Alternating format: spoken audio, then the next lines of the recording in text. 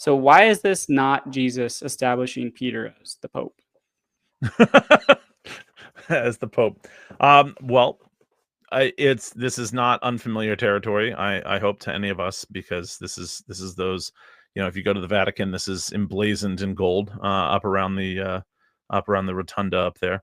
The whole concept of this really settles down onto the difficulty of the text. If you're going to claim that this is Jesus making Peter the rock of the church rather than what is actually the rock of the church, which is Christ, then you have to assume that, because the text itself does not say that. It doesn't say that. It does not say you are Peter and you are the rock. It doesn't say anything else like that. It says, I tell you, you are Peter, and on this rock I will build my church.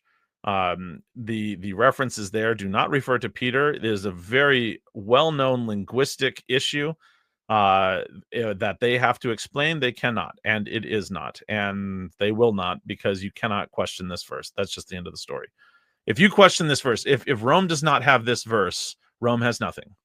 That's it. And that really needs to be firmly grasped. If you're talking to somebody about this that is Catholic, they will never cede this ground.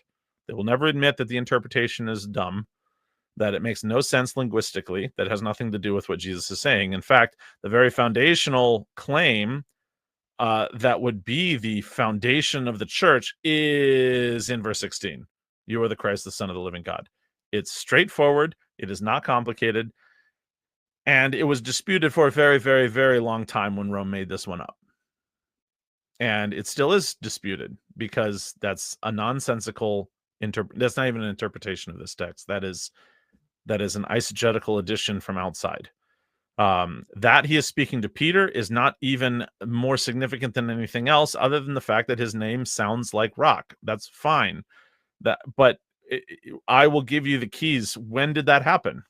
It didn't happen here. It's still in the future tense. I will give you the keys of the kingdom of heaven, and the binding and loosing and so forth. That happens in chapter 18, and it is given to not just Peter and not just all the apostles, but the whole church.